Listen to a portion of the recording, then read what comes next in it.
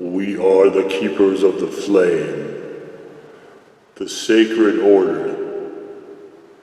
Let the ceremony begin.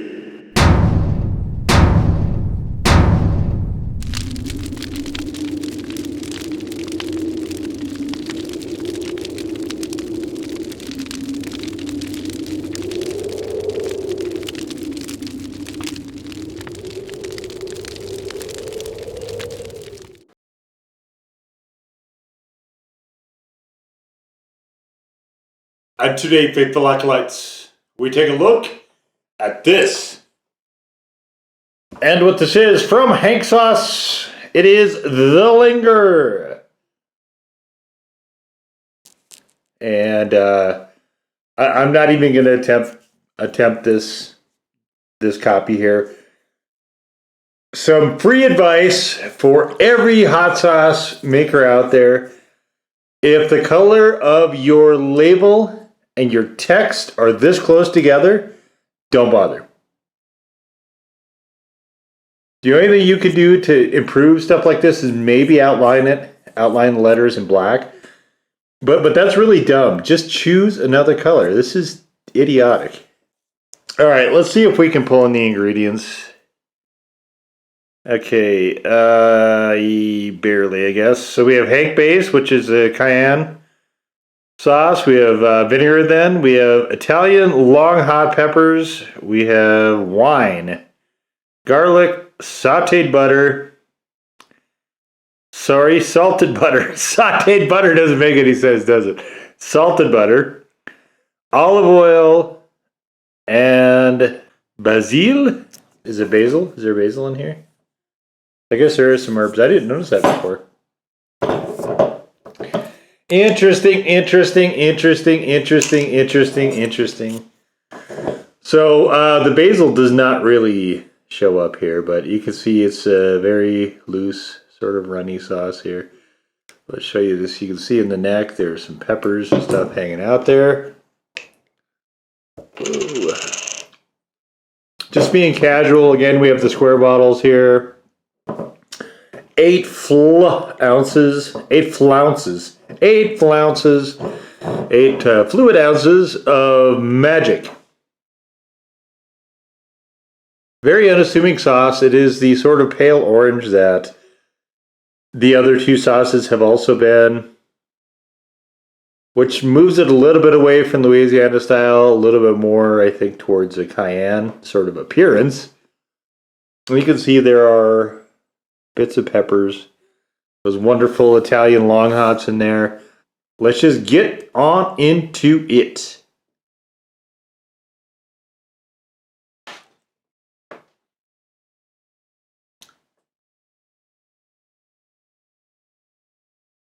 You can tell when there's an oil component a lot of the time to sauces where it'll actually discolor the spoon. So that is just a wonderful. It's got a lot of the Cajun style bite. So the Louisiana style with the garlic, but those long hots in there just add that little sort of special element in there that it's almost an umami type thing, and it just adds such a je ne sais quoi, right? It's that extra little something, that intangible, that it factor. This is by far my favorite sauce from them. This is just a really, really delicious version of this. It's interesting because the more you get into it, the more you start to notice other aspects of it as well. And the garlic the vinegar will start to get tempered out a little bit by some of that butter in there.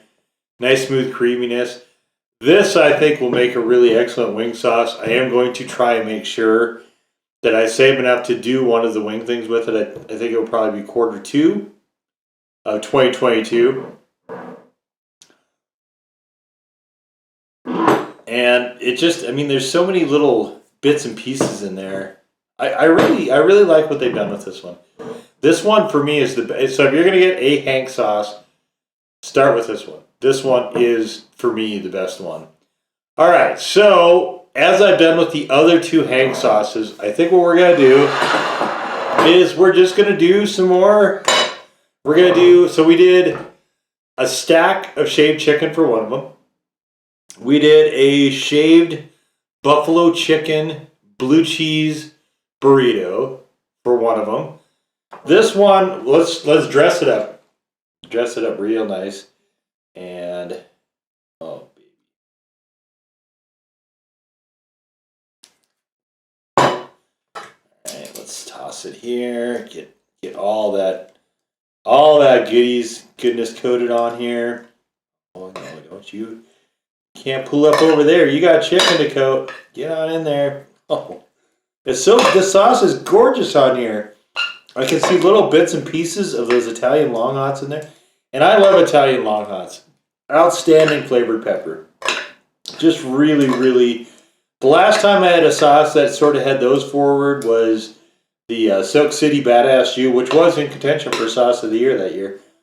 This one is not, and the other Hank sauce that was Hank's Heat is no longer as of this filming either, because it just really is super competitive this year. It's been a really, really crazy, good problem to have, but a really crazy competitive year this year as far as sauces go.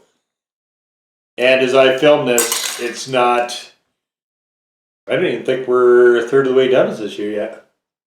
So if that's how it's going to act for the first third of the year, I can't wait to see what happens in the other 2/3. Okay, so I do have burrito skin here. I've got some blue cheese here. This is Bay Blue from Point Reyes, I believe, is the company. And so what we're going to do is actually both. I'm going to do just what I did in the first one. Then I'm going to do also, I'm going to make a burrito here, or wrap, if you will, that I did in the second one. But first, let's have it by itself. Oh, man. Need a little extra.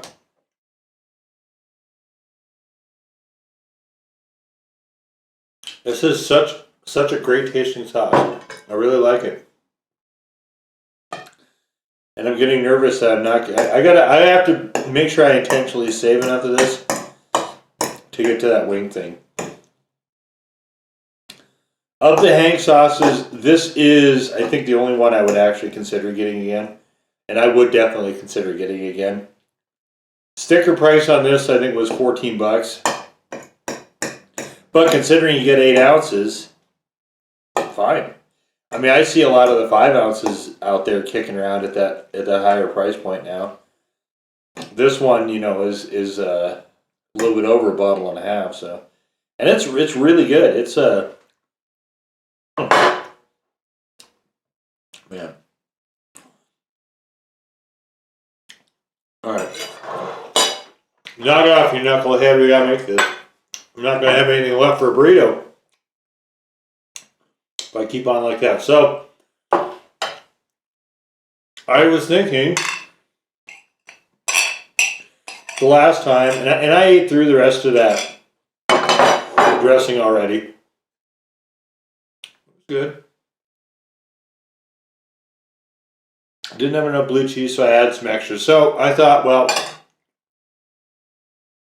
real talk, heavy cream dressings are not a healthy thing, and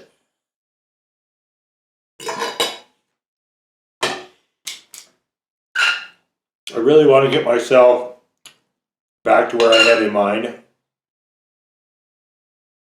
And I'm not going to do that with heavy cream dressings. You know what I mean? So I thought, well, why don't I do this? So I love the flavor of those two things together. I thought, well, why don't I just... Is that too much? Okay, so I thought to myself, well, let's give it a go just with cheese. Just with the blue cheese.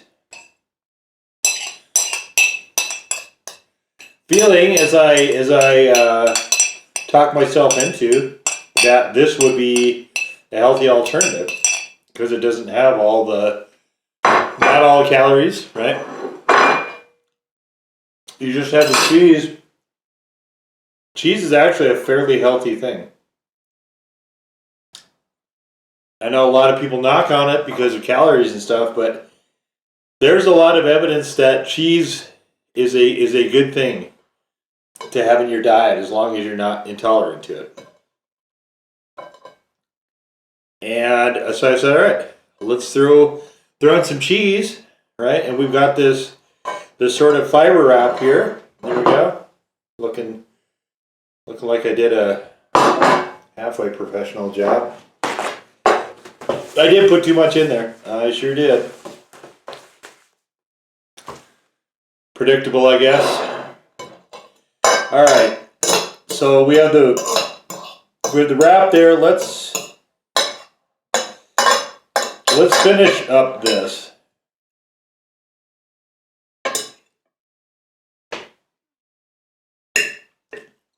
This is good. This is so good.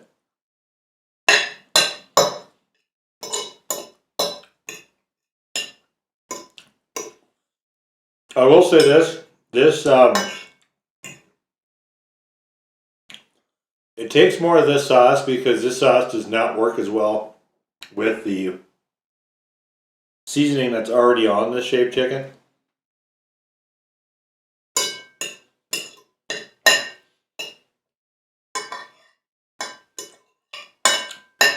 It's just Kroger shaved chicken. It's not, nothing special about it.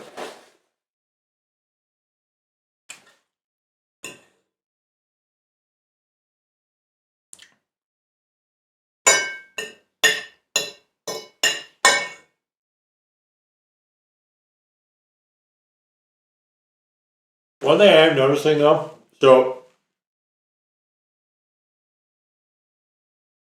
this one I made the chicken prior to the video starting.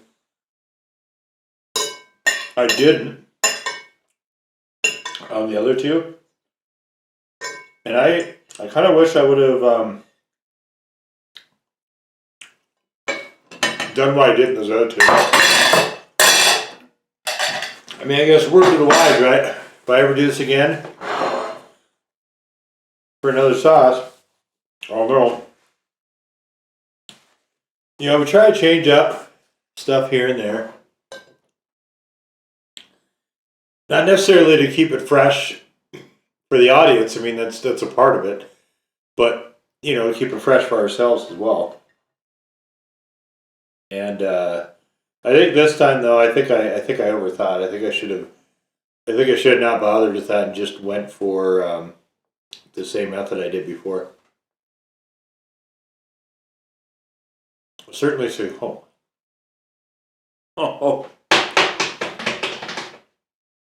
wow.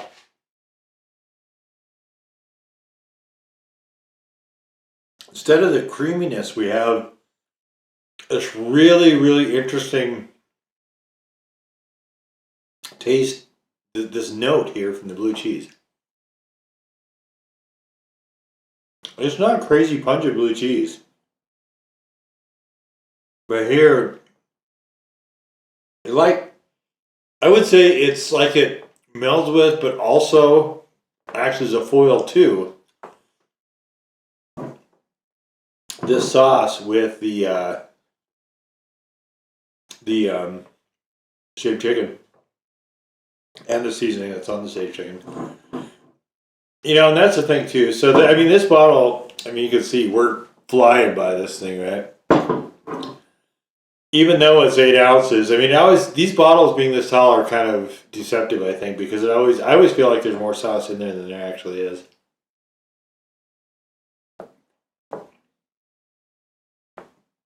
Except in the case of the honey habanero. I guess when you don't like a sauce as much, it seems like it takes a lot longer to go through.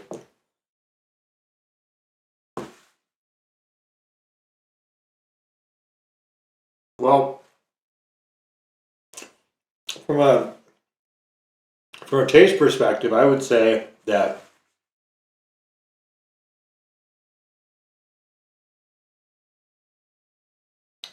Look at those bites. So you got blue cheese here and blue cheese over here. That's cool. This is a lot of blue cheese concentrated in one area, though. So I think the best one I had so far was the one with the dressing. This one's fine.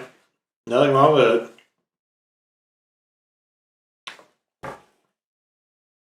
And I do prefer having that element in there. That flavor note to just having it. I've had these a number of times. I've had them just with the chicken. And it gets a touch one note.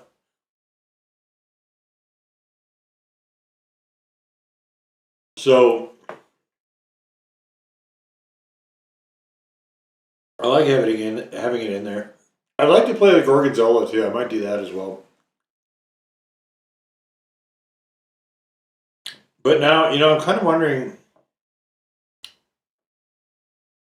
because the dressing by itself was just okay. There wasn't enough. There was not enough of a blue cheese note to it. It's not just the creaminess. This one, though, we have a lot of the blue cheese note without the creaminess.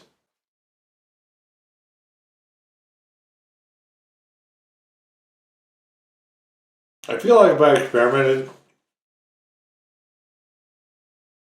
with some blue cheeses, I could find a good balance with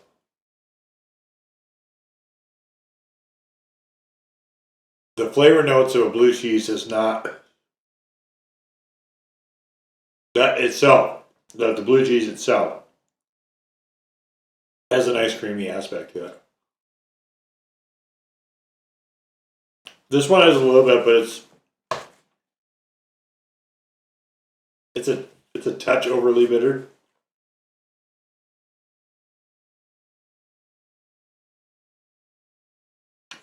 It's still good, and I still get some bites where the balance is closer, and it's just heaven. But then I get some that are really, really high in blue cheese, and oof.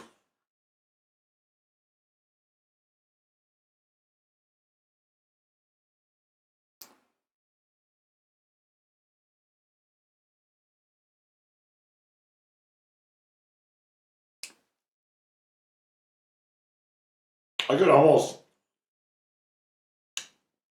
and maybe it's because I don't have enough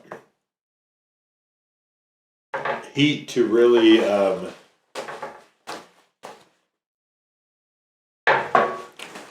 to melt the blue cheese a little bit, help it melt with the flavors of the sauce. That could be the other sort of issue here.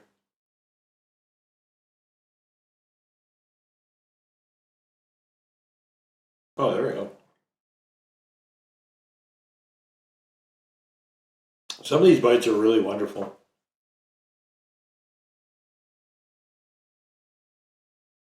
And that's really what it is on a buffalo blue cheese wrap. You've got to find the balance so you can get a flavor harmony.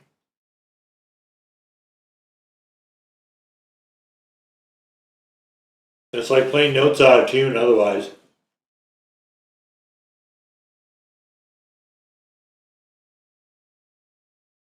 Or playing in different key signatures, that might be more accurate.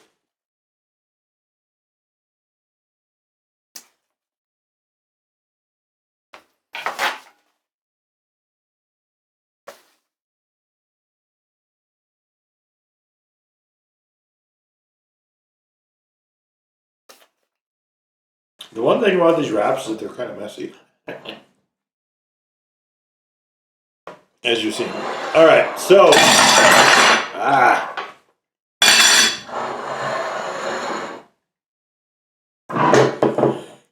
So the hang sauce Linger.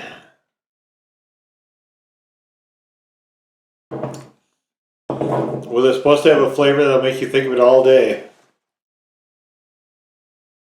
I've got a little bit of blue cheese still going in there, so let's fix that. I like these. I like that there's these bits of Italian long hots in there. This could be a slightly smoother sauce, I will say. If I do have one complaint, it probably is that I can see what this could be, and it's not quite there yet. But it is definitely the best of the lot as far as I'm concerned from Hank sauce. You've got a bit of a creaminess to it. You've got the punch of a Louisiana style. You've got the after effects of garlic and some of the other stuff that's a little bit more towards a Cajun style. Very well rounded, and it's almost balanced. It's close. It's just not quite there yet. If it were a little bit more smoothed out, it'd be an extremely well balanced sauce. But as it is lovely. It's quite delicious. This stuff, I like to hear. I like the other ones actually a little bit better on this, I think. But I liked it there. But I really like this on chicken strips. Oh, it is. It's a bit of heaven there.